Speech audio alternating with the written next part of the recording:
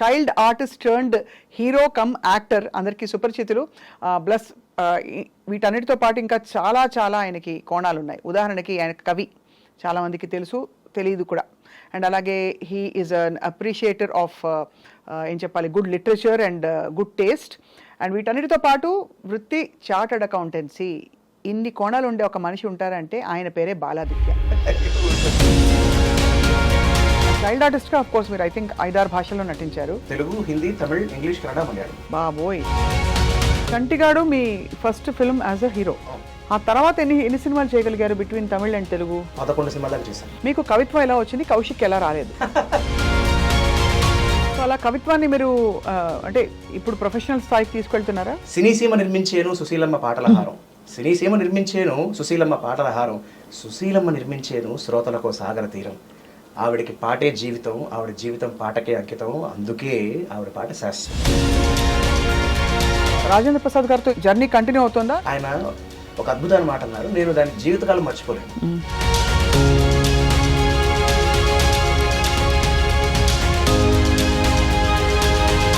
ఎప్పుడో 35 ఏళ్ల క్రితం జరిగిన విషయాన్ని మళ్ళీ దాన్ని ఇది కారణం అని చెప్పడం అంటే. ఆయన కొడుక్కి మీరు హీరో అవ్వాలి లెక్క ప్రకారం.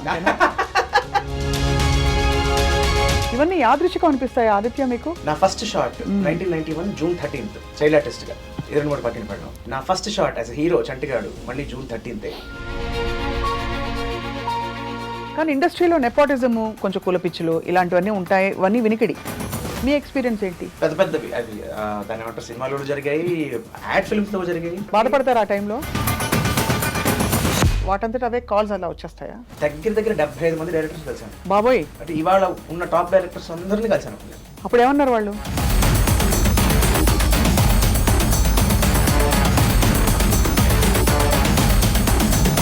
సో వాట్ ఐ రియలైజ్, చాలా చిన్న వయసులో బోల్డ్ అంత ఫిలాసఫీ వచ్చేసింది మీకు. నేను అందుకనే సినిమా ఇండస్ట్రీ తక్కువ చేస్తేనే అన్ని ఒక ఎత్తు. బిగ్ బాస్ లో మీ ఎక్స్పీరియన్స్ ఎలా ఉండింది? బయట ఉన్న నెగిటివిటీ చూసిన తర్వాత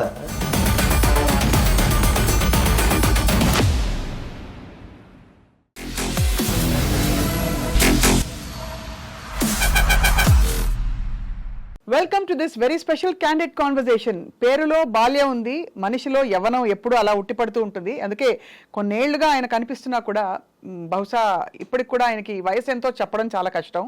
in fact I'm talking about child artist turned hero come actor, అందరికీ సుపరిచితులు. ప్లస్ వీటన్నిటితో పాటు ఇంకా చాలా చాలా ఆయనకి కోణాలు ఉన్నాయి. ఉదాహరణకి ఆయన కవి, చాలామందికి తెలుసు, తెలియదు కూడా. అండ్ అలాగే హీ ఈజ్ అన్ అప్రిషియేటర్ ఆఫ్ ఏం చెప్పాలి, good literature and good taste. And వీటన్నిటితో పాటు వృత్తి చార్టర్డ్ అకౌంటెన్సీ. ఇన్ని కోణాలు ఉండే ఒక మనిషి ఉంటారంటే ఆయన పేరే బాలాదిత్య. నమస్కారం. మీరు నాకు తెలుసు కానీ తెలియదు. అదేంటి అంటే తెలుసు కానీ యాక్చువల్లీ ఇన్ని కోణాలు ఉన్నాయని ఇప్పుడు నేను చెప్పే వరకు నేను రియలైజ్ అవ్వలేదు. I knew it. బట్ ఎలా ఉన్నారు బాలాదిత్య? Wonderful as always. కొంతమంది ఆల్రెడీ గతంలో అడిగిన క్వశ్చన్స్ అడిగితే నేను మళ్ళీ డిఫరెంట్గా అడుగుతాను కాబట్టి మీరు డిఫరెంట్గా చెప్తారని ఆశిస్తున్నాను. మొన్నటికి వాళ్ళకి మొహం మారిపోయింది ఏంటి? మొన్న గడ్డ మొహానికి కొంచెం అడ్డంగా ఉంది, ఇప్పుడు దాన్ని తొలగించాను. నైస్. చూసారా కవులు ఇలా మాట్లాడుకుంటూ ఉంటే. ఇంకొకటి కవిత్వంలో కూడా నాకు అనిపించేది ఏంటంటే, అవతల ఆస్వాదించే వాళ్ళు ఉంటే వచ్చే ఫ్లో వేరేగా ఉంటుంది. ఇప్పుడు ఫర్ ఎగ్జాంపుల్ అంటే పెద్ద రసికత లేని, ఆస్వాదించలేని వ్యక్తులతో మాట్లాడేటప్పుడు అంత ఆ ఫ్లో రాదు, బై నేచర్ న్యాచురల్గా రాదు. బట్ ఉన్న వాళ్ళు ఉంటే మాత్రం మనకు ఆ ధారగా వస్తూనే ఉంటుంది. ఇది నాకు అనిపించిన విషయం. లేని వాళ్ళ ముందు నడుస్తోంది నడుస్తోంది నడుస్తోంది జీవితం, అంతే కదా. కానీ ఇది గొప్ప కాంబినేషన్. సెన్స్ ఆఫ్ హ్యూమర్ ఒకటి, మంచిగా చక్కగా నవ్వుకునే తత్వం, భాష మీద కరెక్ట్ పదాలు పడే, అవి ఉంటే బతికేయచ్చు జీవితం, అసలు ఇంకేం అక్కర్లేదు అనిపిస్తుంది కదా. సో ఇప్పుడు చెప్పండి బాలాదిత్య, మీ పేరు అసలు నేను ఎప్పుడు అడుగుదాం అనుకుంటాను, మీ యాక్చువల్ పేరేంటి? శ్రీ బాలాదిత్య. అంతే. లిటరల్లీ మన దాని పేరు అంటే రికార్డ్స్ పరంగా నాన్నగారు పెట్టిన పేరు అయితే శ్రీ బాలాదిత్య. పెద్ద ఇక్కడ గౌరవం ఇస్తారో లేదో ఎందుకైనా మంచి ముందు శ్రీ వేసారు మా నాన్న. సో అలా శ్రీ వచ్చింది. సో అప్పుడు మీరు, నేను మిమ్మల్ని పరిచయం చేసే వేదిక మీద శ్రీ బాలాది అంటే శ్రీ బాలాదిత్య అనాలా? అదే అలా అంటారో లేదో ఎందుకైనా మంచి చేసేట్టున్నారు నాన్నగారు. చాలా మంది శ్రీమతిని పేరు పెట్టుకుంటారు, ఆవిడ కుమారి శ్రీమతి అవుతారు, అప్పుడు అది వెబ్ సిరీస్ కూడా అవుతుంది. సో అది అయితే నా నక్షత్ర ప్రకారం ఏదో స్త్రీతో ఉండాలని అలా పెట్టడం జరిగింది. ఓకే. ఇంకా ఒరిజినల్ గా అయితే నేను పుట్టింది ఒక ఆదివారం పూట ఉదయం 5:47 ఆ ప్రాంతంలో సన్ రైజ్ అవుతూ ఉంటుంది. సో బాలాదిత్యుడు కనిపించాడు ఆ టైంలో అని మా నాన్నగారు సింబాలిక్ గా ఒక మెటాఫర్ లాగా ఆ పేరు పెట్టడం జరిగింది. అయితే ఇది బాల ఆదిత్య నా పేరు. చిన్నప్పుడు చైల్డ్ ఆర్టిస్ట్ గా ఉన్నప్పుడు అంతా మాస్టర్ ఆదిత్యనే పడేది. సో పెద్దయ్య కూడా నేను ఆదిత్యనే వేద్దాం అనుకున్నా. కాకపోతే ఏమైందంటే చంటిగాడి సినిమా నా ఫస్ట్ పిక్చర్ హీరో జయ గారు దర్శకురాలు ఆ సినిమాకి. ఆవిడ ఆదిత్యనే ఆవిడ అలాగే పిలిచేవారు. అంత అలవాటు చిన్నప్పుడు ఇండస్ట్రీలో వాళ్ళందరూ ఆదిత్య ఆదిత్య అని పిలుస్తారు. కాకపోతే ఆ టైంకి ఏమైంది అంటే ఆదిత్య ఒక హీరో ఒక ఆయన ఉన్నారు. అలాగే మన సాయి కుమార్ గారి అబ్బాయి ఆది కూడా అప్పుడు లాంచ్ అవబోతున్నాడు అన్న న్యూస్ ఒకటి ఉంది. రవిరాజ్ గారి అబ్బాయి ఆది పిలిశెట్టి ఉన్నాడు. సో ఇంతమంది ఆదిత్యాలు ఆది ఉన్నారు కదా, మళ్ళీ ప్లస్ కాకుండా అదే టైంలో అక్కినేని నాగేశ్వరరావు గారు ఒక సినిమా ఒకటి లాంచ్ చేశారు. ఆ అబ్బాయి పేరు ఆదిత్య డైరెక్ట్ గా.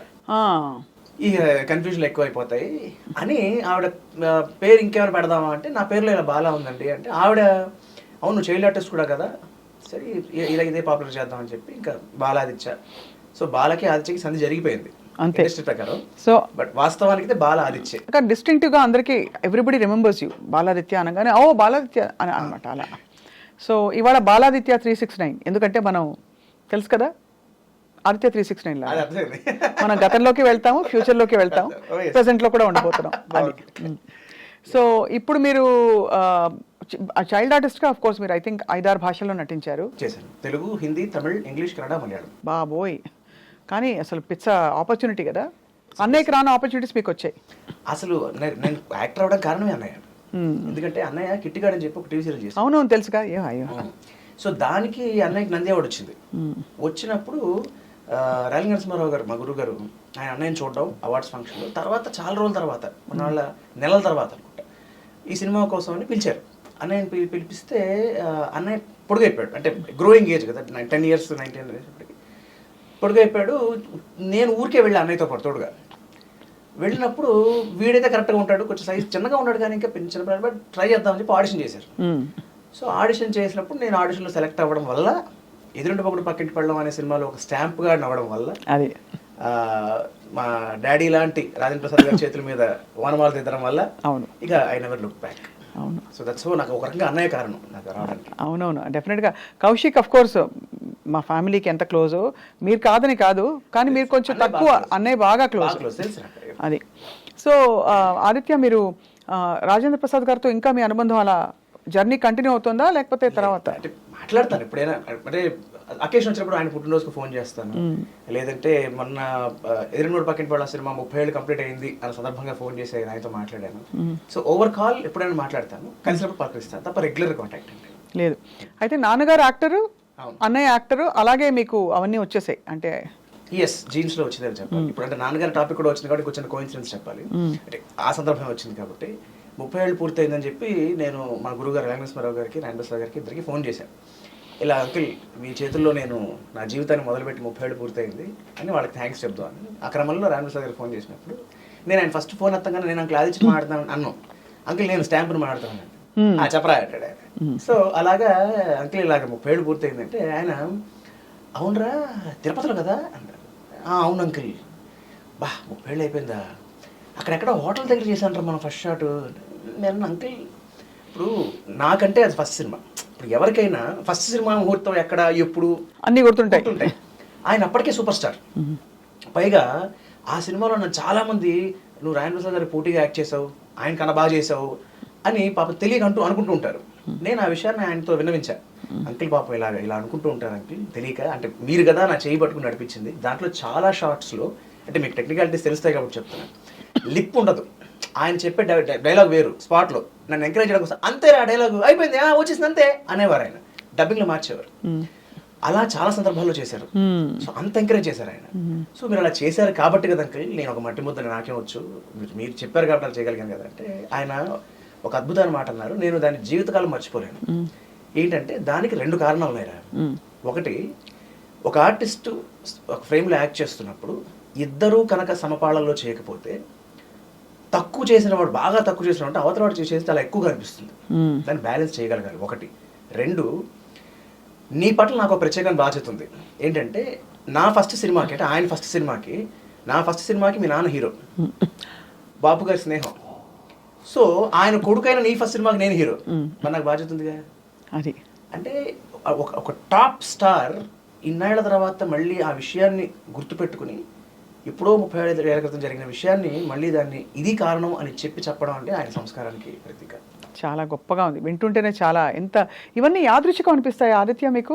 అంటే ఇలా రాసిపెట్టుంది అని, లేకపోతే ఏంటి మీ నమ్మకం నడుస్తున్నప్పుడు?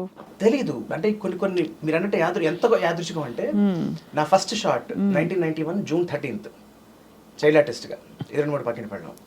నా first shot as hero Chantigadu మళ్ళీ జూన్ 13th 2003లో. అలా ఎలా కుదిరిందో తెలియదు. అలాగే ఇంకొక గమ్మత్తైన కోయిన్సిడెన్స్, ఇది బహుశా ఎవరి జీవితంలోనూ జరుగుండదేమో ఇది. అంటే నాకు చాలా కాలం తెలిసిన విషయం ఏంటంటే, మా నాన్నగారికి పెళ్ళి అయ్యే నాటికి ఆయనకి ఎన్ని సంవత్సరాల, ఎన్ని నెలల, ఎన్ని వారాల, ఎన్ని రోజులు, నా పెళ్ళైన నాటికి నాకు అన్నే సంవత్సరాల, అన్నే నెలల, అన్నే వారాల, అన్నే రోజులు కూడా. భగవంతుడా, ఏమిటిది? అంటే హైట్స్ ఆఫ్ కోఇన్సిడెన్స్. ఎప్పుడైనా నాన్నగారు అన్నయ్య మీరు కలిసి నవ్వుకుంటారా ఇవన్నీ? అంటే నవ్వుకోవడం అంటే ఒక తన్మయత్వంతో, ఒక ఆనందంతో. అంటే ఎంత అన్ప్లాన్డ్ చూడండి అసలు. అంటే సరే 2 డేట్లు, కెరియర్లో first cinema, child artist first cinema, హీరోగా అంటే పోనీ కొంత బిలీవబుల్ అనుకోవచ్చు. ఇదేమిటి మరి దారుణంగా? అంటే ఇంత పాసిబిలిటీ ఉంటుందా? అదే కదా నాకు అనిపించింది ఒక్కసారి. అంటే మనం అన్నీ కరెక్ట్గా లెక్కేసి చూసుకోం, కానీ ఇలాంటివి చాలా గమ్మత్తులు జరుగుతుంటాయి జీవితంలో. లేకపోతే ఆయన ఫస్ట్ సినిమాలో యాక్ట్ చేసిన ఆయన కొడుకైన నేను మళ్ళీ నా ఫస్ట్ సినిమాకి ఆయన హీరో అవడం ఏమిటి? ఇప్పుడు నెక్స్ట్ ఆయన కొడుక్కి మీరు హీరో అవ్వాలి లెక్క ప్రకారం. మరి ఇది కష్టం లేదు అనేది, కష్టం లేదు. మరి మనం ఒకటి బాగుందని సీక్వెల్ అలా పెట్టుకో, కష్టం. రైట్. పైగా నేను అంకిల్ని అడిగాను, అంకిల్ ఎనిమిది పక్కన సీక్వెల్ చేద్దావా, చేస్తే ఎలా ఉంటుంది పెద్ద తర్వాత? అప్పుడు ఇదే మాట అన్నారు, కొన్ని టచ్ చేయకూడదు, వదిలేద్దాం.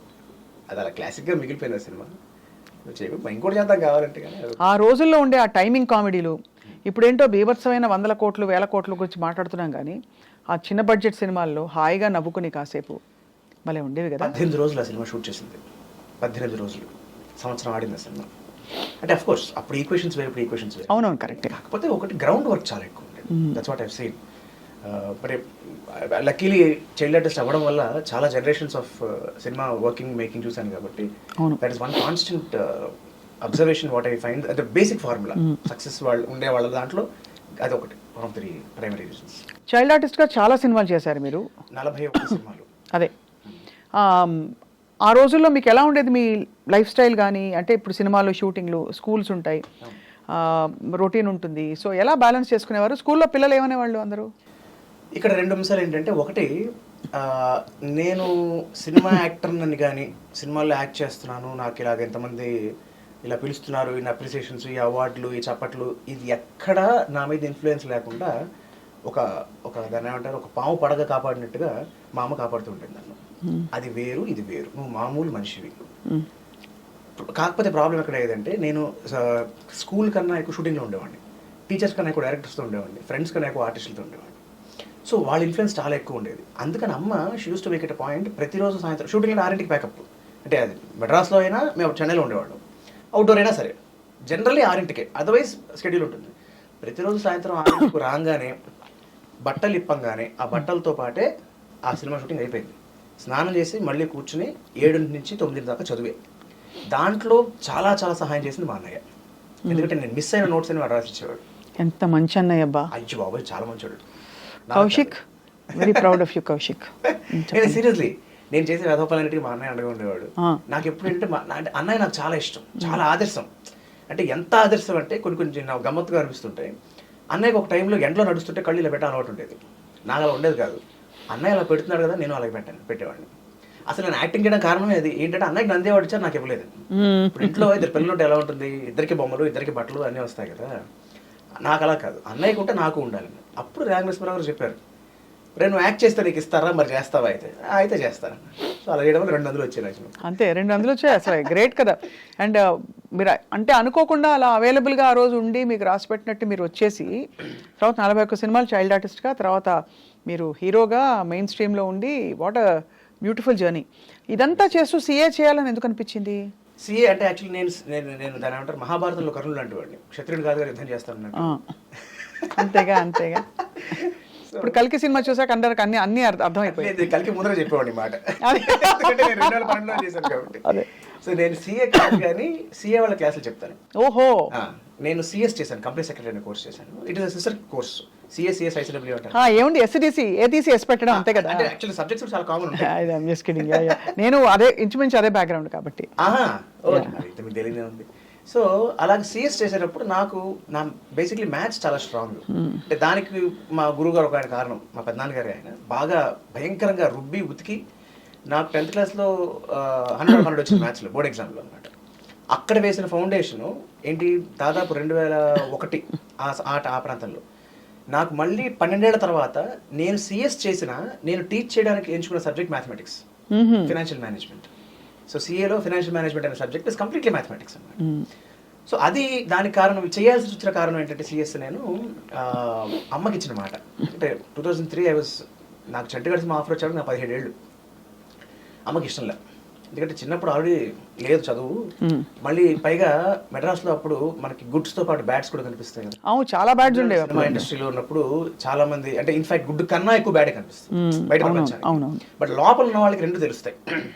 సో అందులో భాగంగా ఏంటంటే ఇలా ఇటు సినిమాలనే నమ్ముకుని అన్సర్టనిటీస్ని తట్టుకోలేక పాడైపోయిన వాళ్ళని కొంతమందిని, బాగా బ్యాలెన్స్డ్గా ఉన్న వాళ్ళని మరి కొంతమంది, ఉదాహరణకు సోహన్ బాబు గారు, నాగేశ్వరరావు గారు, ఇలాంటి వాళ్ళని, మురళీమోహన్ గారు, ఎస్, ఇలాంటి వాళ్ళు చాలా మంది కూడా నేను వాళ్ళతో పనిచేయడం, వాళ్ళ దగ్గర చూడడం, చాలా దగ్గర చూడడం జరిగింది.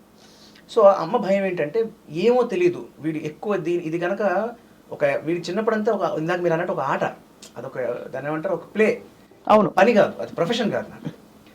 కానీ పెద్ద అయిన తర్వాత అలా కాదు, తప్పుడు దారిలోకి వెళ్తాడో, ఎందుకైనా మంచిది చదువు ఉండాలి అన్న ఉద్దేశంతో she was very particular. Chantigadu సినిమా వద్దు అని చెప్పేసిన. నేనేమో అప్పుడే ఆ టైం ఏంటంటే యంగ్ హీరోస్తో, అంటే మన తరుణ్ అంటే 18 ఏళ్ళు 20 ఏళ్ళ వయసుకి హీరోలు అయిపోవడం. చిత్రం సినిమా వచ్చింది, తర్వాత ఆయన తారక్ది నిన్ను చూడాలని వచ్చింది. సో యంగ్ అంటే ఒక ట్రెండ్ నడుస్తుంది కదా, ఇది మిస్ అయిపోతే, నాన్నగారు చేశారు కానీ is not full time actor. అవును, అంతే. సో కాబట్టి మనకి బ్యాక్గ్రౌండ్ నాన్న ఉన్నారు, మన నాన్న ఫండ్ చేసుకుంటారనే పరిస్థితి కాదు, మనది టాలెంట్ నమ్ముకుని వచ్చిన వాళ్ళు. సో ఆ టైం ఎన్కాష్ చేసుకోవాలి కదా అన్న ఉద్దేశంతో దూకేశాను. అప్పుడు అమ్మకి మాట ఇచ్చాను, కమ్ వాట్ మే, నేను ఏదో ఒక ప్రాపర్ డిగ్రీతో నేను ఐ మేక్ ష్యూర్ అది ఉంటుంది నాకు ఎప్పటికైనా లైఫ్లో. అందుకని 2009లో 1940లో గ్రామ సినిమాకి నేషనల్ అవార్డు వచ్చిన తర్వాత ఓకే, ఒక మంచి మన ఖాతాలో ఒక నేషనల్ అవార్డు ఉంది, ఇప్పుడైనా చదువుకోకపోతే ఇక దాడి కష్టం అని చెప్పి అప్పుడు సిఎస్ చేశాను అనమాట. That's how you vent into CS. అసలు మార్కులు అలా రావడం కూడా అద్భుతం కదా ఆదిత్య. సపోర్ట్, అందరి సపోర్ట్, నా ఒక్కడిది, అన్నయ్య సపోర్ట్ ముఖ్యంగా. అన్నయ్య ఎగ్జామ్స్ కూడా అన్నయ్య మీకోసం రాసేవారా? అంత లేదు కదా, ఊరికి జస్ట్ చెకింగ్ అంతే. కానీ నేను సిఎస్ పాస్ అవడంలో మా వదిలే పాత్ర చాలా ఎక్కువ. అవునా? ఎందుకంటే ఈ సిఎస్సిఎస్లో పట్టాన క్వాలిఫై అవ్వరు. వాటిలో వచ్చిన ప్రాబ్లం ఏంటంటే, ఇప్పుడు 4 పేపర్లు ఉంటాయి గ్రూప్లో, 3 పేపర్లు పాస్ అయ్యి ఒకటి పోయింది అనుకోండి, మళ్ళీ మొత్తం రాయాల్సింది, 4 రాయాల్సిందే. అలాగా నాకు ఒక ప్రొఫెషనల్ కోర్సులో నా సబ్జెక్ట్లోనే ఫైనాన్షియల్ మేనేజ్మెంట్లో పోయింది. పోతే నేను అప్పటికే సిఏ ఫైనల్ వాళ్ళకి నేను నేర్పిస్తుండేవాడిని లైబ్రరీలో, మీరు చదువుకునే ప్లేస్లో. అలాంటిది వీడికి ఎలా పోతుందని చెప్పి మా వదిన ఒక దాన్ని ఏమంటారు, ఒక యుద్ధ ప్రాతిపదిక మీద సిఏ ఇన్స్టిట్యూట్కి ఫోన్ చేసి మేము కరెక్షన్కి అప్లై చేసాం అనమాట. వాళ్ళకి ఫోన్ చేసి స్టూడెంట్ 18 మార్కులు తగ్గాయి నాకు. అంటే ఒక 20 మార్క్స్ క్వశ్చన్ కరెక్షన్ చేయలేదన్నమాట. ప్రొఫెషనల్ కోర్సులో కూడా ఇలాంటివి జరుగుతాయి. అయ్యే బాబోయ్. అంటే నేను వదిలితో అదే అన్నా, వదిన నేను రాసి పాస్ అవ్వలేదు, నువ్వు ఫోన్ చేసి వాళ్ళు వాయించి పాస్ చేయించు. అందులో మా వదిన పాత్ర బాగుంది. బట్ ఏదేమైనా అందరి బ్లెస్సింగ్స్ ఆదిత్య, మీకు అంత అదృష్టవంతులు మీరు. అబ్సల్యూట్లీ అంతే కదా. ఇప్పుడు కట్అవుట్ బయట బాగా అనిపిస్తుంటే కలర్ఫుల్గా ఉంటుంది, వెనకాల బోల్డ్ కలర్లు ఉంటాయి కదా. డెఫినెట్గా. కానీ ఇండస్ట్రీలో నెపోటిజము, ఈ కొంచెం సారీ టు యూజెస్ వర్డ్, కొంచెం కులపిచ్చులు ఇలాంటివన్నీ ఉంటాయి, ఇవన్నీ వినికిడి. ఇప్పుడు బాగా తగ్గిపోయింది, ప్రొఫెషనల్ ఫిల్మ్ మేకింగ్ వచ్చేసింది దాదాపు. ఒక టైంలో మనవాళ్ళు అని పెట్టుకునే పరిస్థితి నుంచి ఎవరు పనికొస్తారు వీళ్ళే కావాలి అనే స్టేజ్కి కొత్త వాళ్ళు ఎలా పుట్టుకొచ్చేస్తున్నారు. మీ ఎక్స్పీరియన్స్ ఏంటి? సంభవం అదేంటో నేను కళ్ళజోడు పెట్టుకోను ఇప్పుడు కూడా. ఈ యాంగిల్లో చూస్తారు, వీడి కులం వల్ల లేకపోతే ఇంకో దాని వల్ల సెలెక్ట్ చేసుకుంటారు అనేది నాకు పట్టల. ఎందుకంటే first of all as a told you, నేను పని చేసిన వాళ్ళలో మా కమ్యూనిటీ అనే వాళ్ళు ఎవరు లేరు, చాలా తక్కువ మంది ఉన్నారు కాదనట్ల. సో అక్కడ నాకు ఇప్పుడు ఆ యాంగిల్ నాకు ఎక్కడ పెద్ద అది నాకు కన్సిడరబుల్ ఫ్యాక్టర్గా అనిపించాల. నాకు అయ్యిందని కొంతమంది నాతో అంటారు, నేను దాన్ని పెద్ద పట్టించుకున్నాను. ఎందుకంటే according to me profession is profession. మీకు ఎక్కడ వివక్ష చూడలేదు మీరు? నేను పెద్ద మీకు అయిందని కొంతమంది చెప్పారా? మీకు చెప్పారు, కొంతమంది చెప్పారు, వివక్ష వల్ల మిమ్మల్ని తీసేసి వాళ్ళని పెట్టారు, అలాంటివి కూడా విన్నాను నేను. అంటే 2 రోజులు షూటింగ్ ఉందనగా సడన్ గా ఫోన్ మారిపోవడం, రావడం, పెద్ద పెద్దవి అవి దాని ఏమంటారు, సినిమాలు కూడా జరిగాయి, యాడ్ ఫిల్మ్స్ లో జరిగాయి. సో జరిగాయి కాబట్టి బాధపడతారు ఆ టైంలో. ఖచ్చితంగా బాధ వేస్తుంది కదండి, కించిత్ బాధ వేస్తుంది. బట్ చిన్నప్పటి నుంచి చూస్తూనే ఉన్నాగా, మళ్ళీ ఇది ఇంకా one more feather in the hat. What bright attitude. Actually అమ్మగారి నాన్నగారి పెంపకం ఎంత స్ట్రాంగో మీ ఇద్దరు అన్నదమ్ములు రామలక్ష్మణులా ఉంటారు ఇద్దరు. యాక్చువల్లీ వాళ్ళే కారణం. అంతే అంటే ఎంత స్ట్రాంగ్ అండి. ఐ మెట్ దెమ్, కలిసాను కదా అమ్మ చాలా అదే అవును అన్నయ్య పెళ్ళని పాట పాడాను కదా. అమ్మో అవును కదా, అవును కరెక్ట్. మీ పెళ్ళిలో పాడలేకపోయాను, ఈసారి పాడతాలి. అంటే మీ యానివర్సరీకి అని చెప్తున్నా. ఏదో మా చెల్లికి జరగాలి పెళ్ళి మళ్ళీ మళ్ళీ అన్నట్టు. కానీ చాలా. సో అయితే మరి ఈ మెయిన్ స్ట్రీమ్ యాక్టింగ్లోకి వచ్చాక ఇప్పుడు తమిళ్ అండ్ తెలుగు రెండు చేస్తున్నారు కదా, ఎలా వస్తాయి రోల్స్ మామూలుగా? అంటే మెయిన్ స్ట్రీమ్ ఇండస్ట్రీ అని ఒకటి ఉంటుంది చెప్పబడేది మనకి, అంటే అదే వాతావరణం, ఆఫీసుల చుట్టూ వెళ్తూ అది ఇది. మీకు రెండు మూడు వ్యాపకాలు ఉన్నాయి, plus your a very home centric person అని తెలుస్తుంది చూస్తుంటేనే. ఎలా మీరు మీకే వస్తాయా వాటంతట అవే కాల్స్ అలా వచ్చేస్తాయా? యాక్చువల్లీ నా ఎక్స్పీరియన్స్లో ఏంటంటే, నేను ఎప్పుడైతే చదువు కోసం బ్రేక్ తీసుకున్నాను, దాని తర్వాత నేను ఇండస్ట్రీని ఒక 4 ఏళ్ళు పక్కన పెట్టాను చదువు కోసం అని చెప్పి. ఆ తర్వాత ఇండస్ట్రీ ఇంకో 4 ఏళ్ళు పక్కన పెట్టేసింది. ఎలాగో 4 ఏళ్ళు విడి తీసుకురాదు, డైలాగ్ కూడా అల్లు అర్జున్ కదా, ఇంత గ్యాప్ ఇచ్చామంటే గ్యాప్ రాలేదు, నేను ఇవ్వాలి గ్యాప్ వచ్చిందని. అలాగా నేను చదువు కోసం కొంచెం పెడితే ఆ కంటిన్యూషన్ అలా పెరిగిపోయింది. సో ఆ తర్వాత ఒక టైంలో సరే నేను బాంబే వెళ్ళి అక్కడ ఒక చాలా పెద్ద లెసన్ నేర్చుకున్నా. ఏంటంటే బాంబే ఎందుకు వెళ్ళానంటే, ఈ సిఎస్ చేసిన తర్వాతే నేను ఒక కార్పొరేట్ లాయర్గా సెటిల్ అవుదామని ఒక రిలయన్స్ లాంటి కంపెనీలో నేను ఉద్యోగం కోసం ట్రైనింగ్ అయ్యి, బాంబే స్టాక్ ఎక్స్చేంజ్ ట్రైనింగ్ అయ్యి, మనకి ఇప్పుడు బిగ్ 4 ఉంటాయి కదా, ప్రైస్ వాటర్స్ కూపర్స్, కేపీఎంజీ, అలాగా లా ఫర్మ్స్లో కూడా మ్యాజిక్ 5 ఉంటాయి కొన్ని. అలాంటి one of the top law firms Jayasagar and associates అని, అక్కడ నేను ట్రైనింగ్గా పనిచేశాను. What I realized end of the day ఏంటంటే, అక్కడ రిలయన్స్లో ఉద్యోగానికి కోసం వెళ్ళినప్పుడు అక్కడ ఒక Reliance chemical industries chief manufacturing president ఆయన, అంటే అంబానీ గారికి ఒక 2 లెవెల్స్ కింద అనుకోవచ్చు. ఆయన నన్ను ఒకసారి నాతో ఇంటర్వ్యూ చేసినప్పుడు మాట్లాడుతూ నా జీవితానికి కావాల్సిన అతి ముఖ్యమైన విషయాన్ని నాకు అర్థం చేశాను. అక్కడ ఏంటంటే చాలా మంచి ప్యాకేజ్, ఫైనాన్షియల్గా చాలా మంచి ప్యాకేజ్, ఒక 5 ఏళ్ళు చేస్తే అసలు తిరిగి చూసుకోకర్లా. అలాంటి తరుణంలో ఆయన ఒక ప్రశ్న అడిగాడు నన్ను. అక్కడ నేను మళ్ళీ హ్యాడ్ టు టర్న్ బ్యాక్. ఏంటంటే, how passionate are you to become the country's best corporate lawyer or company secretary? అంటే నేను ఒక క్షణం, ఆయన తెలుగు అయినా ఆయనకి నేను యాక్టర్ అని తెలుసు, ఆయన ఆశ్చర్యపోయాడు కూడా. సినిమా యాక్టర్ అయ్యి ఉండి హీరోగా చేసి తర్వాత మళ్ళీ చదువులోకి వచ్చి ఇలాంటి కోర్స్ ఫినిష్ చేసామంటే మరి చాలా మంచి విషయం. ఐఎమ్ సర్ప్రైజ్డ్ అని ఆయన అడిగితే నేను దానికి టక్కన సమాధానం చెప్పలేకపోయాను. సరే నేను ఇంకోలా అడుగుతాను, ఇవాళ నీ జీవితంలో ఆఖరి రోజు, రేపు నీ గురించి పేపర్లో ఏం రావాలి? ఒక దేశానికి ఒక పెద్ద కార్పొరేట్ లాయర్ లేడని రావాలా, ఒక మంచి యాక్టర్ లేడని రావాలా? రెండోది చూస్ చేసుకుంటాం సార్. బ్యాగులు సర్దుకుని బయలుదేరి హైదరాబాద్ వెళ్ళిపో. నీ ప్యాషన్ లేని చోట నువ్వు పనిచేస్తే డబ్బు వస్తుందేమో చెప్తుండదు. డబ్బు రాకపోయినా సరే ప్యాషన్ చోట పనిచేస్తే ఎప్పటికప్పుడు డబ్బు వస్తుంది. ఎప్పుడు వస్తుంది నేను చెప్పలేను, కానీ ఒకటి మాత్రం చెప్పగలను, నువ్వు ఈసారి బాంబేకి వస్తే షూటింగ్కి రా. లేదు ఉద్యోగం కోసం వద్దాం అనుకుంటున్నావా, ఇదిగో నా కార్డు. నేను రిలయన్స్లో ఇంకొక 2-3 ఏళ్ళు పనిచేస్తాను. ఆ తర్వాత 10 ఏళ్ళు అయినా సరే నా సేవ్ ఉంటుంది ఇక్కడ. నేను 30-40 ఏళ్ళకి పనిచేస్తాను ఇక్కడ. సో డోంట్ డూ దట్ అని చెప్పి, నేను ఏ ఫర్మ్లో అయితే పనిచేస్తున్నానో మా ఫర్మ్ యొక్క పార్ట్నర్స్, అంటే నాకు ఒక 6 లెవెల్స్ పైన అనమాట, వాళ్ళ అపాయింట్మెంట్ నాకు కావాలంటే 3 రోజులు పట్టేది. అలాంటిది ఈయన ఇక్కడి నుంచి ఒక ఫోన్ కాల్ చేసి ఈ అబ్బాయిని పంపించండి ఇక్కడ నుంచి అని చెప్పి, అంటే his level of influence and trying to you చెప్పి బాంబే స్టాక్ ఎక్స్చేంజ్ వాళ్ళతో మాట్లాడి నా ట్రైనింగ్ క్లోజ్ చేయించేసి, he has be very clearly, be clear about your life. నేను నన్ను ఒకటే అడిగా, సార్ సక్సెస్ ఫార్ములా ఏంటి? Focus on core competence. నీకు అత్యంత బాగా ఏది వచ్చు అనుకుంటున్నావో దాని మీద దృష్టి పెట్టు. టైమా ఎవరికి ఎంత పడుతుందో తెలియదు, and that the field in which you're in, అది దానిలో ఎవరికి ఎప్పుడు వస్తుందో తెలియదు. జయస్వామి గారికి 50 ఏళ్ళకి వచ్చింది శంకరాభరణం, తెలియదు. మరి ఈ మధ్య ఎగ్జాంపుల్ ఆయన గోపరాజు రమణ గారు అని చెప్పి అద్భుతమైన ఆర్టిస్ట్ ఆయన. నేను ఆయన ఎన్నిసార్లు చదువుకునేవాడు, మా మంచి ఆర్టిస్ట్ బ్రేక్ రావట్లేదు, పెద్ద అయిపోతాడు ఈయన అని. ఈ మధ్య ఒక వెబ్ సిరీస్ వల్ల బ్రేక్ వచ్చి ఈజ్ వెరీ బిజీ. అంటే నా ఉద్దేశం అందరికీ ఆ వయసుకే వస్తుందని కాదు, బట్ ఆయన నాకు చెప్పిన ఒక ఎగ్జాంపుల్ ఇది. So you drive towards your passion అన్న కారణం చేత నేను I came back. Then I started. ఆ వచ్చిన క్రమంలో నాకు తెలిసిన వాళ్ళని తెలియని వాళ్ళని అందరినీ అడిగి ప్రయత్నించి చెప్పాను, కమ్యూనికేట్ చేశాను. అంటే నాకు గొంతులో గోడి ఒక పాయింట్ గురించి నేను అడగలేరు. సార్ నేను ఇలా వచ్చానండి, మధ్యలో చదువుకోవడానికి వెళ్ళిపోయాను, నేను ఏమంటే చేద్దాం అనుకుంటున్నాను, నాకు మంచితోటి చెప్పండి. నాకు I don't want to be a hero alone, I want to be a performer, I want to be an actor. అంటే అప్పటికి ఇంకా మనకి ఓటీటీస్ లేవు, సో హీరో లేదా అదర్ క్యారెక్టర్స్. సో హీరోగా మార్కెట్ లేదు కాబట్టి ఐ వాజ్ వెరీ క్లియర్. అంటే అప్పుడు ఈ లీడ్ యాక్టర్ టెక్నాలజీ లేదు. సో నా ఉద్దేశం ఏంటి అంటే, ఒక పర్ఫార్మర్గా ఒక ముద్ర వేసుకోవాలి. ఇప్పుడు ఫర్ ఎగ్జాంపుల్ ఒక నజరుద్దీన్ షా ఉన్నాడండి, నాకు ఆయన చాలా ఇష్టం. ఒక ఎస్వి రంగారావు గారు ఉన్నారు, చాలా ఇష్టం. నానా పాటేకర్ ఉన్నారు, చాలా ఇష్టం. వాళ్ళ ఒక యంగ్ వర్షన్ తెలుగులో ఒకటి ఇలా ఉంటే బాగుంటుంది, అలాంటి క్యారెక్టర్స్ ఏమైనా పడితే బాగుంటుంది అనేది నా తాపత్రయం. బట్ అది ఎక్స్ప్రెస్ చేయడానికి నా కథలు లేవు.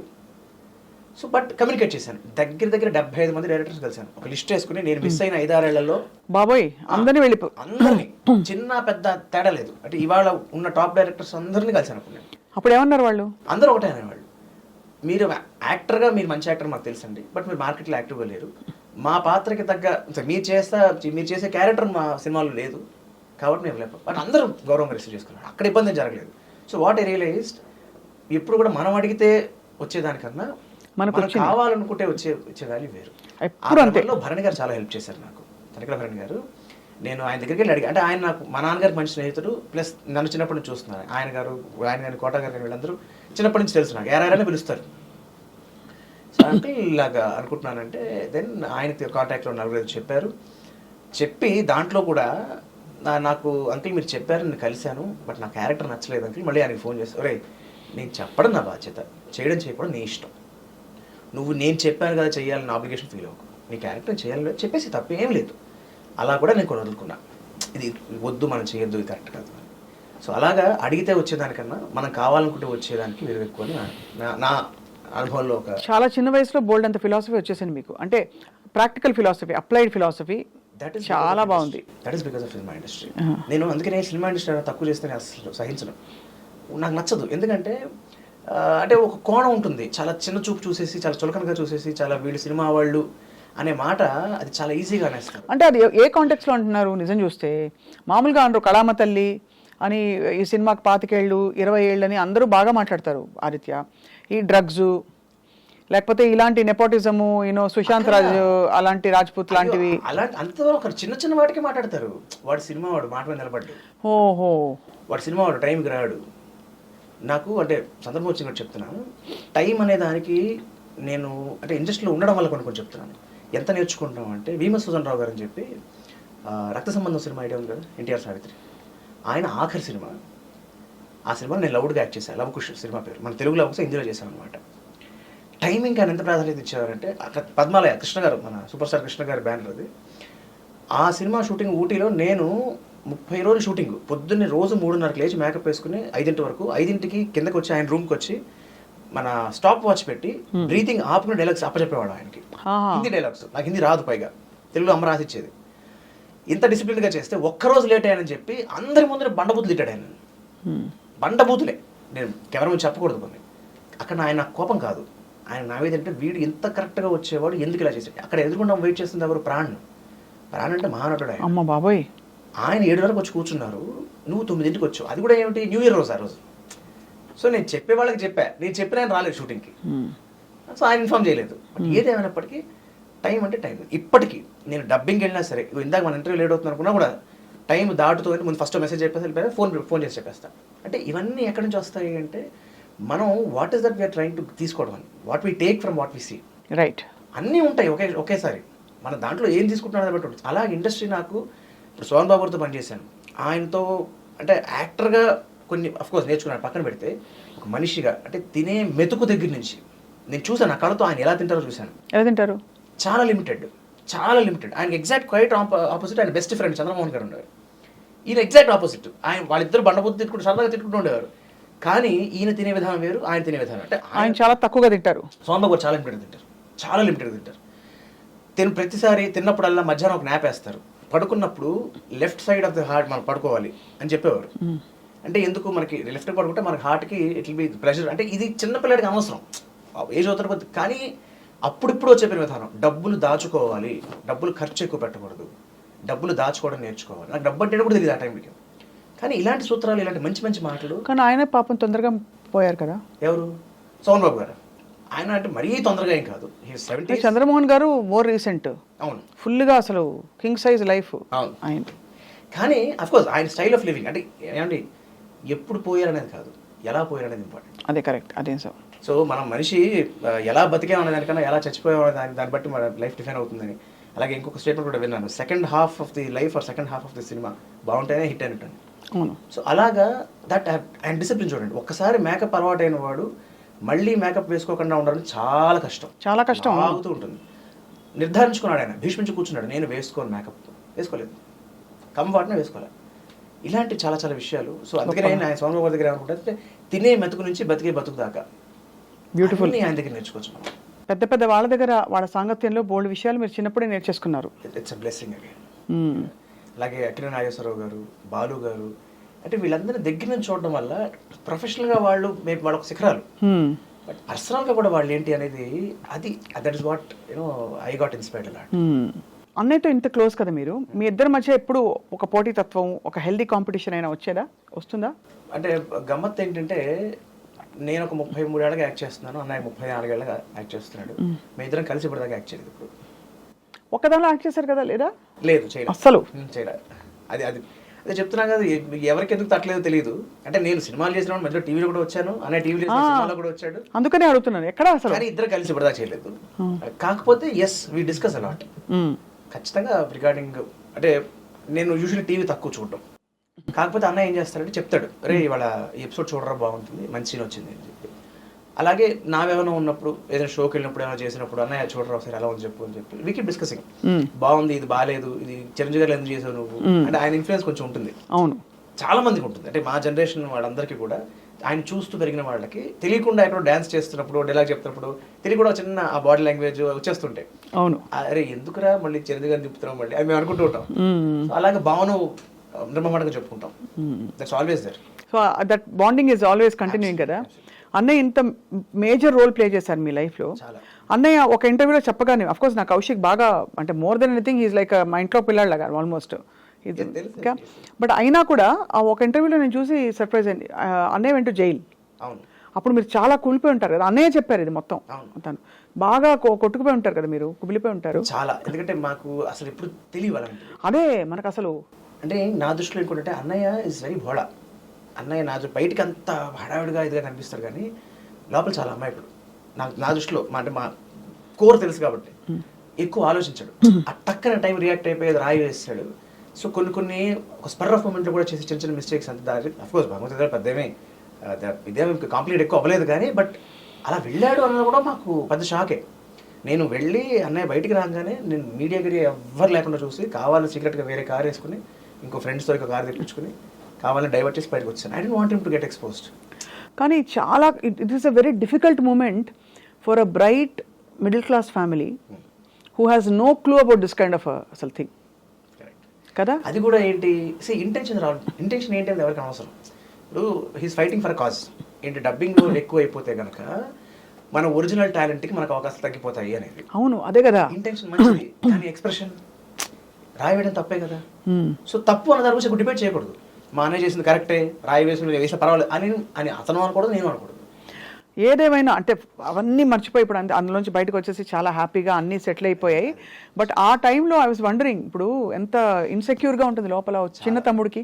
నాకు అమ్మకి అమ్మయ్యో అమ్మ చాలా అడిగిపోయాడు. కానీ మా ఇంట్లో ఒక స్థితప్రజ్ఞత అనే దానికి డెఫినేషన్ మా నాన్నగారు. I have seen him in కొండంత అండ డిఫరెంట్ సిచ్యువేషన్స్. అంటే కొన్ని సందర్భాల్లో నేనే ఆయన పొజిషన్లో ఉంటే నేను కదలకుండా ఉండగలుగుతానా అని నాకు నేను క్వశ్చన్ చేసుకుంటూ ఉంటాను. చాలా సందర్భాల్లో అంటే నేను మా నాన్నగారి గురించి చెప్తున్నాను కాబట్టి పొగుడుతున్నాను చెప్పట్లేదు, కానీ సమ్ క్వాలిటీస్ రాముడిలో కొన్ని లక్షణాలు ఉంటాయి. ఏంటి అంటే అక్కర్లేని వాటికి ఆయన కదలడు, ఆయన దీన్ని కదలక్కర్లేదు అన్న దాన్ని కదిలిపోడు. ఇప్పుడు తెల్లారితే రాజ్యం, రాత్రి వచ్చి తండ్రి వచ్చి పట్టాభిషేకం గురించి చెప్పాడు, తెల్లారితే మళ్ళీ పిలిచి నీకు రాజ్యం లేదు అన్నాడు. ఆయనే కదిలిపోలా. చెప్పిన తండ్రి కదిలిపోయాడు, మిగతా రాజుల ప్రజలు కదిలిపోయారు, ఆయన కదిలిపోలా. సో ఆయన ఏమనుకున్నాడు, ఒకటే నా కోటి మా తమ్ముడు కోటి ఉంటే నా రాజ్యం ఒకటి అని అంతేసరికి తీసుకోగలిగాడు. అంటే ప్రతి విషయంలోనూ ఒక పాజిటివ్ సైడ్ ఉంటుంది. అవును, అది ఆలోచించగలిగితే నెగిటివ్ వైపు మనం ఎక్కువ వెళ్ళాం కరెక్ట్ అన్న అంశాన్ని నేను మా నాన్నగారి దగ్గర చాలా చూశాను, చాలా నేర్చుకున్నాను. అందుకనే అంటే నాలో కాస్త కూస్త మంచిగా అనిపిస్తున్నాయంటే ఇట్స్ రిఫ్లెక్షన్ ఆఫ్ దేర్స్. చాలా ఐ మీన్ చాలా very very beautiful family Aditya మీరు, నిజంగా నేను చూశాను. మీ పెళ్ళిళ్ళు అయింది? నాది 10వ పెళ్లి చూపులు ఓకే అయి పెళ్ళింది నాది. 9 మందిని మీరు, నేను 9 మంది తిరస్కరించబడ్డారు. ఓ మీరు పడ్డారా? పడ్డాను, నేను పడ్డారు. మధ్యలో 1-2 నేను కూడా వద్దనుకున్నాను. ఆ 1-2 కూడా ఎందుకంటే మరీ ఏజ్ గ్యాప్ ఎక్కువ ఉందన్న కారణం ఒకటి, లేకపోతే సినిమా వాడు కదా అనే ఉత్సాహం చూపించిన వాళ్ళ దగ్గర ఒకటి, సో అందులో దగ్గర ఒక 5-6 వరకు ఏంటి అంటే, మీరు మళ్ళీ మర్డర్ చేస్తారా, మళ్ళీ రేప్ చేస్తారా, అలాంటి మళ్ళీ సినిమాలు చేస్తారా అని అడిగారు నన్ను. మళ్ళీ సినిమాలా అంటే నేను ఏం తప్పు చేశాను, సినిమాలు చేసి చాలా నేర్చుకున్నాను, నాకు చాలా తెలిసింది, నాకు బోళ్ళంత ఐడెంటిటీ వచ్చింది, బోళ్ళంత డబ్బు వచ్చింది, బోళ్ళంత జ్ఞానం వచ్చింది. బట్ నేను చెప్పాక నాకు సినిమా అంటే చాలా ఇష్టం, ఆ వ్యవస్థ అంటే చాలా ఇష్టం. అలాంటి దాన్ని నాకు తప్పు పడితే నేను పెద్ద దాన్ని నేను రిలయన్స్ని వదులుకుని అంబానీ గారినే నో అని చెప్పేసి వచ్చేసిన వ్యక్తి మీరు. వారికి నో లేదు, అంబానీ గారు అంటే అదేలే ఆ డ్రామాటిక్ ఎఫెక్ట్ కోసం చెప్తా అబ్బా మనం. అయితే ఆశ్చర్యం ఏంటంటే నాకు దొరికిన మావిడ కూడా ఆ టైపే దొరికింది. ఎందుకంటే 10వ పెళ్లి చూపులు అయితే తను యూజువల్ నాకు అలవాటు అయిపోయింది. ఇప్పుడు నేను పెళ్లి ముందర ఫోన్లో మాట్లాడుకుంటాగా, ఆ మాటలు ఈ మాటలు అయిపోయాక నేను అడిగాను, ఏమంటే ఒక సినిమా యాక్టర్ని చేసుకుందాం అనుకుంటున్నాను, మరి మీకేమీ ఇబ్బంది లేదా? వాళ్ళకి అసలు సినిమా సంబంధం లేదు, మా అత్తగారు మామగారు కానీ మా వైఫ్ కానీ ఎవరు జీరో, వైజాగ్ వాళ్ళది. అంటే తను అప్పటికి ఉద్యోగం చేస్తుంది, యాక్సిడెంట్లో వర్క్ చేస్తుంది. అంటే ఎందుకండి అంటే భయం అంటే ఏమిటి మీ ఉద్దేశంలో? ఓకే, నాకు తెలిసి మేబీ ఒకటే ఉంటుంది, ఏంటి రేపు పొద్దున పెళ్లి చేసుకున్న తర్వాత నాతో ఉంటాడా, నన్ను మోసం చేసి ఇంకో అమ్మాయితో వెళ్ళిపోతాడా? అవును, అదే కదా ఇన్సెక్యూరిటీ. అంతేగా. నేను ఒక సాఫ్ట్వేర్ కంపెనీలో పనిచేస్తున్నానండి. మా mother she's Telugu head of the department Satsai స్కూల్లో. మా నాన్నగారు ఇస్ అడ్వకేట్. మా తమ్ముడు స్టిల్ స్టూడెంట్. మా నలుగురు సర్కిల్స్లోనూ ఇలా పెళ్లి చేసుకుని భార్యని మోసం చేసిన భర్తని మోసం చేసిన భార్యలు ఉన్నారు. వాళ్ళు ఎవరు సినిమా వాళ్ళు కాదండి. So it depends upon the person but not the profession కదా అండి. అనగానే అక్కడ మోగింది గంట, టంగ్ అని మోగింది. ఎస్ మయ్యా, ఇన్నాళ్ళకే నన్నుగా అర్థం చేసుకోగలిగే మా బావ కూడా ఉన్నాడు, మా మేనబావ ఒక అబ్బాయి అనమాట. Is very close friend of my. వాడి మీద జోక్ వేస్తుంటాడు, బావ నీకు చాలా ట్రెడిషనల్లీ మోడర్న్ అమ్మాయి, మోడర్న్లీ ట్రెడిషనల్ అమ్మాయి కావాలని అని చెప్పి. అదేమిట్రా అంటే నీ ఆలోచనలన్నీ చాలా ట్రెడిషనల్గా ఉంటాయి, నువ్వు ఉండడం మాత్రం చాలా మోడర్న్గా ఉంటావు, నువ్వు ఇట్స్ వెరీ రేర్ కాంబినేషన్, నువ్వు చాలా నీకు దొరకడం కష్టం, రావు పట్టాను పెళ్ళి నీకు అంటూ ఉండేవాడు. అలాంటిది లక్కీగా అలాంటి అమ్మాయి దొరికింది. And she watches your films? Obviously. And she's very clear. పని ఏంటి, అది పని. ఇప్పుడు నేను పెళ్ళైన తర్వాత కూడా కొన్ని రొమాంటిక్ సీన్లు చేసిన ఉంటాయి కదా, ఏమి ఇబ్బంది లేదు. అంటే she understands what is what. అది నేను ఏం చేసినా అది నా డెసిషన్, అది నా వృత్తి, అంతే. ఒక 100 మంది అమ్మాయిల మధ్య వెళ్ళిపోయి మా ఆయన ఏం చేయడు పాపం, అమ్మాయి ఫీల్ అవుతుంది. కానీ how is it conducting yourself అంటే ఇన్ ద ఇండస్ట్రీ మీకు చాలా అంటే బోల్డ్ మంది అమ్మాయిలు, తర్వాత మద్యం, ఇవన్నీ normal part of life. And then without being any judgmental at all, how do you handle yourself? Mingle అవ్వకపోతే ఇబ్బంది. మింగిల్ అవ్వకపోవడానికి ఏం లేదు. నేను ఎవరి దగ్గరికి వెళ్ళినా, ఫర్ ఎగ్జాంపుల్ ఒక ఎక్స్ ఉన్నారు, నేను ఆ ఎక్స్తో ఒక పరిచయం పెంచుకుంటాను, వాళ్ళతో స్నేహం చేస్తాను, వాళ్ళతో పార్టీలకు వెళ్తాను తప్ప వాళ్ళ జీవితాలకు వెళ్ళిపోను. I don't interfere in their lives. అంతే. I involve to the extent what is required. అంతే. తామరకు నీటిబొట్లాగా వెళ్తాను, ఉంటాను, టైం స్పెండ్ చేస్తాను. అది ఒక పార్టీ అవ్వచ్చు, లేకపోతే ఫంక్షన్ అవ్వచ్చు, లేకపోతే మీటింగ్ అవ్వచ్చు, వాట్ ఎవర్ ఇట్ ఇస్. ఎంతవరకు అంతవరకే. I have my own boundaries. అవి దాటనంత వరకు సమస్యలు రావని నా అభిప్రాయం. వస్తే గట్టిపడతాను, ఏముంది, అంతేగా. అంతేగా. అమ్మ చాలా అద్భుతంగా పాడతారు, అమ్మకి పాట అంటే చాలా ఇష్టం. మీకు కవిత్వం ఎలా వచ్చింది? కౌశిక్ ఎలా రాలేదు? లేదు, లైక్ వాడికి ఉంది, కాకపోతే వాడు ఎక్కువ దాని మీద ఫోకస్ చేయలే. హీ వాజ్ వెరీ బిజీ, టీవీలో చాలా ఎక్కువ బిజీ అయిపోయింది. నాకేంటంటే ఈ అప్స్ అండ్ డౌన్స్, దానివల్ల నాకు చాలా మధ్య చాలా ఖాళీలు దొరుకుతుండేవి. సో నా కవిత్వం రావడానికి కారణం కూడా సినిమానే ఒక రకంగా చెప్పాలంటే. ఇంకొక మెయిన్ కారణం మా తాతగారు, మా అమ్మగారు వాళ్ళ నాన్నగారు, ఆయన కవి.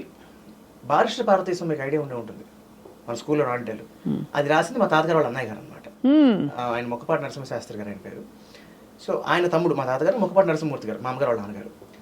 ఆయన కవిత్వం రాసేవారు. సో ఆయనతో నేను స్పెండ్ చేసినప్పుడల్లా 1, 2 సినిమా డైలాగులు నేర్చుకోవడం కోసం, సినిమాలో భాష కరెక్ట్గా ఉండాలి, నేను చెప్పే మాడ్యులేషను, నేను చెప్పే ఉచ్చారణ, పదాలు, ఇవన్నీ నేను జీవితంలో ఏ పుస్తకం చదవలేదు.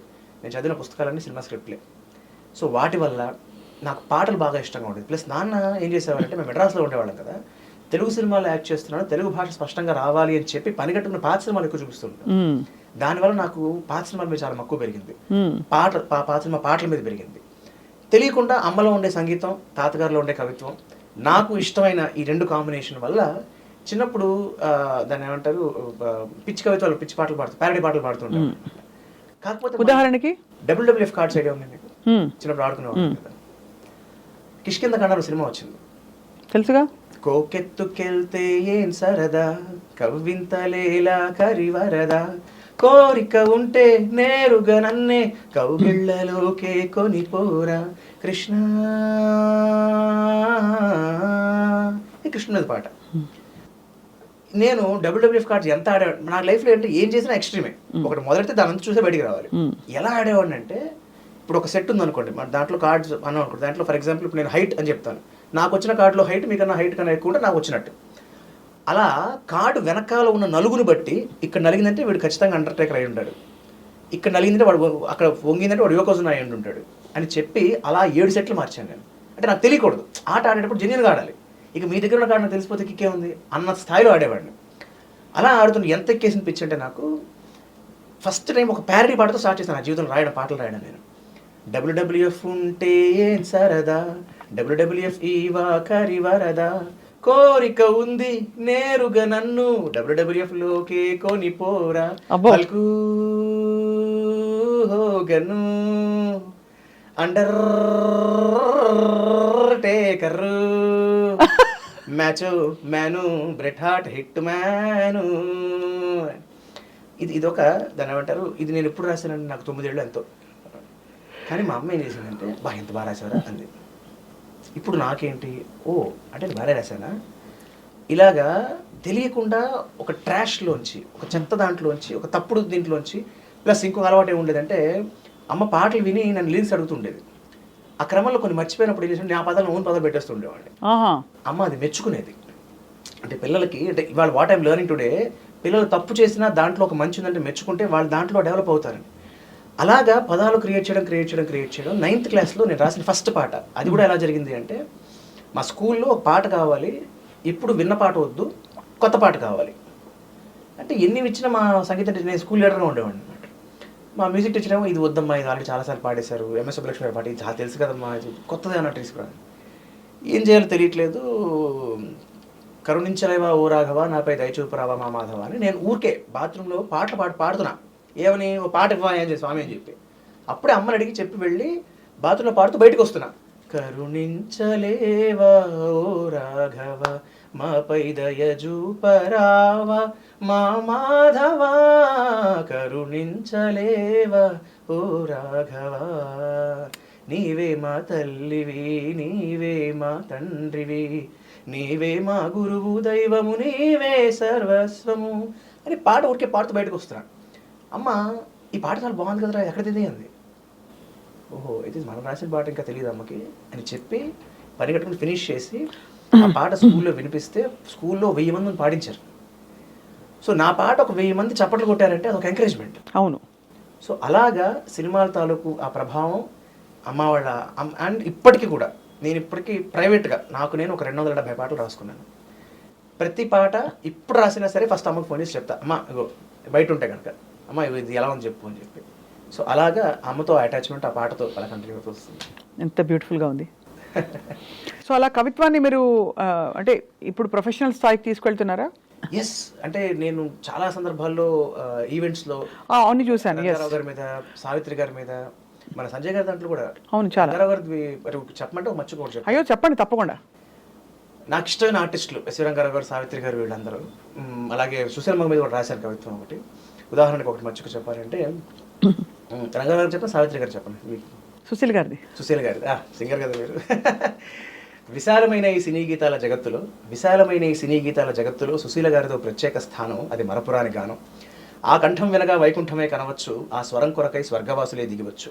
పాత పాటకి పసిడి పూత ఆమె స్వర మాధుర్యం, పాట పాటకి నవీనత ఆమె గల చాతుర్యం. చిటపట చినుకుల పలుకులు విన్నా నీవని నేనని ఈవిడ అన్నా, అతి మధురం ప్రతిగీతం మన మదికే నవనీతం. జననీ శివకామిని అంటూ స్తుతించి ఆ దేవిని జనులందరి జేజేలొందెను శృతిమెత్తని గాయని. సఖియా వివరించవే అన్నా హిమగిరి సొగసులనే కన్నా, నీవులేక వీణను విన్న గోదావరి గట్టుందన్న, ఆ గాత్రం తనకే సొంతం తను మాత్రం మనందరి సొంతం.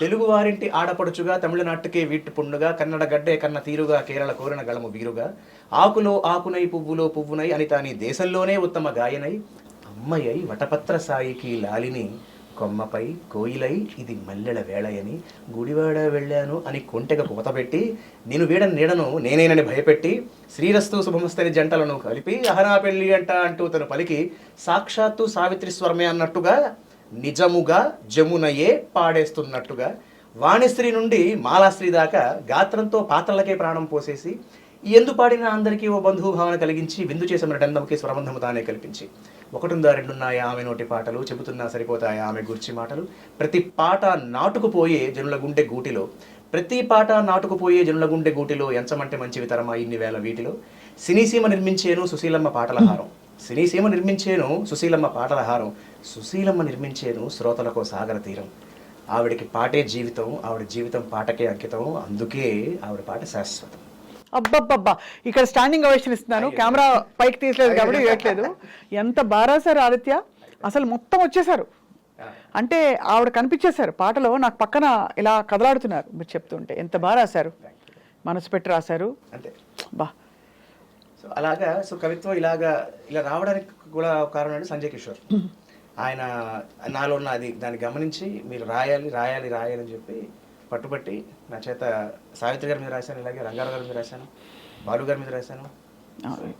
సంజయ్ కిషోర్ గారు ఇప్పుడు ప్రస్తుతం మనం మాట్లాడుకుంటుంటే ఆయన అక్కడ సత్కారం అందుకుంటున్నారు. అవును, ఇవాళేనా? ఇవాళే అనుకుంటా. ఇవాళ రేపు అనుకుంటా, రేపు 27 అన్నారు కదా.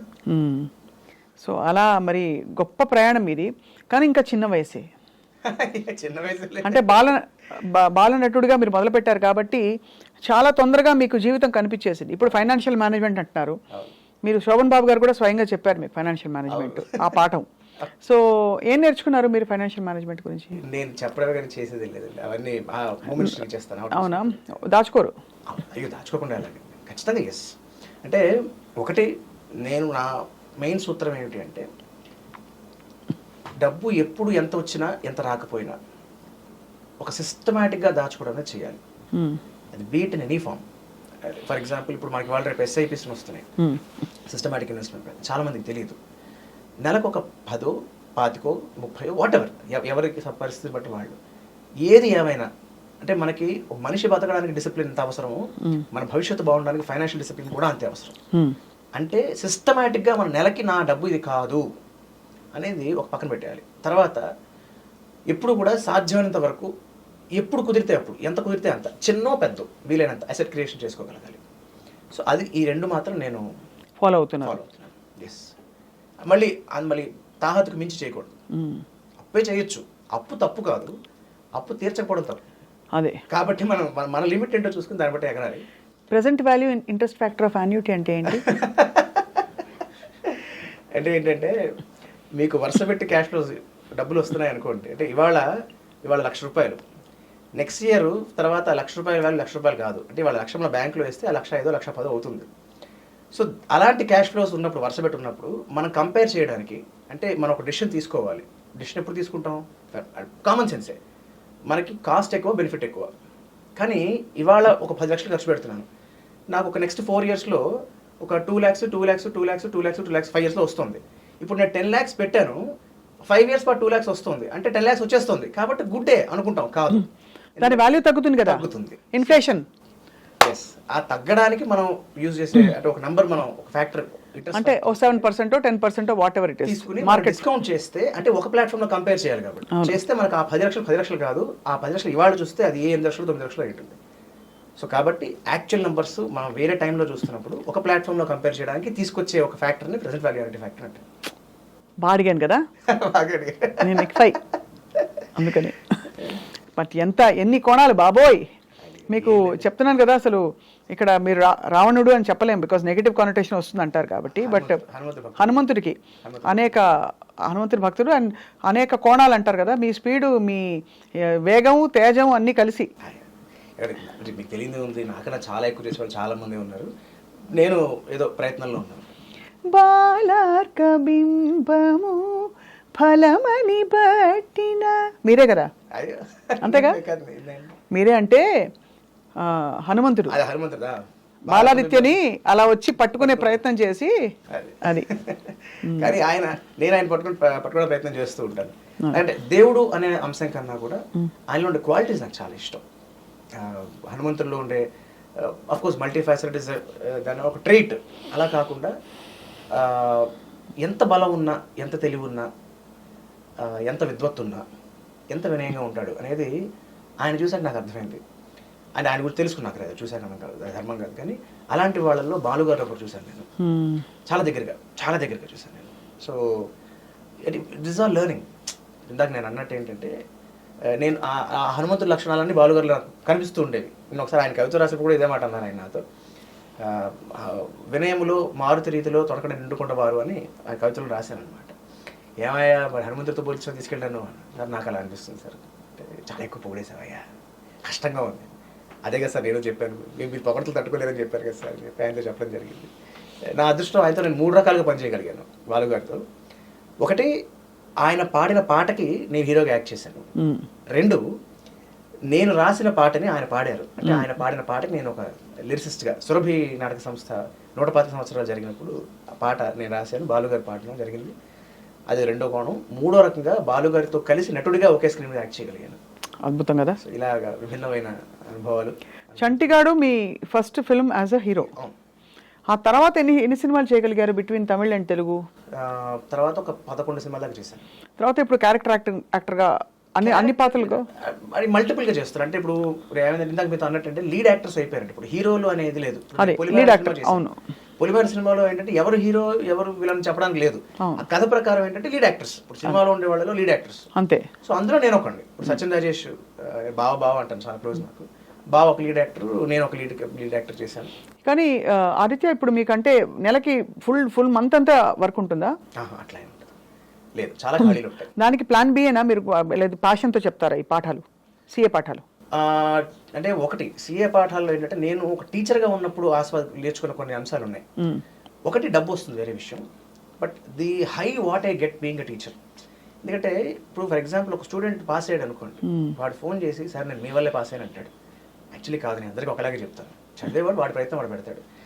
నా స్టూడెంట్ ఒకడు పాస్ అయ్యాడు, నా స్టూడెంట్ ఒకడు గెలిచాడు అంటే అదేదో నా గెలుపు అన్న ఒక ఫీలింగ్ వస్తుంది. అది కేవలం ఒక గురువులకి మాత్రమే సాధ్యమవుతుంది, అథవా డాక్టర్స్కి. వాళ్ళ పేషెంట్ బాగుపడితే డాక్టర్ సంతోషించడం, ఇలాగా అన్ని వృత్తుల్లో జరగదు. So it is very rare, it's very Nobel profession. అందుకని మా నాన్నగారు వాజ్ వెరీ పర్టికులర్, ఇది మాత్రం వదలొద్దు, కమ్ వాట్ మీ. సో అందుకని అది కూడా నేను ఐ కీప్ కంటిన్యూయింగ్ ఇట్. కాకపోతే ఏంటంటే ఇంతకుముందు ఫిజికల్ క్లాసెస్ చెప్పేవాడిని, మార్నింగ్ 6 to 9, ఈవినింగ్ 6 to 9 చెప్పేవాడిని, హైదరాబాద్, విజయవాడ అండ్ రాజమండ్రి 3 చోట్ల. ఇప్పుడు నేను కంప్లీట్ ఆన్లైన్కి మార్చేశాను. ఇండిగో లర్న్ అని చెప్పి CA institute, complete online institute. అక్కడ మీరు జస్ట్ ఐ మొత్తం సిలబస్ అయిపోయింది. ఐ కీప్ అంటే క్వశ్చన్స్ ఎవ్రీ 3 months 4 ప్యాటర్న్ మారింది. వాళ్ళకి ఎంత ఎక్సైట్మెంట్, ఒక మంచి హీరో యాక్టర్ మాకు పాఠాలు చెప్తున్నారని చెప్పి. అది ఇప్పుడు ఉండదు, ఎందుకంటే ఇక్కడ మాకు నా స్టూడెంట్స్ బేస్లో తెలుగు వాళ్ళు ఒక 20% ఉంటారు, 80% నాన్ తెలుగు, అంటే నేషనల్ వెయిట్. అది మన పాన్ ఇండియా సినిమాలో లాగా అంతే, ఎందుకంటే ఆన్లైన్ అయిపోయింది కదా. So people from Nagpur purchase, people from Lucknow purchase, people from Delhi purchase నా వీడియోస్ని.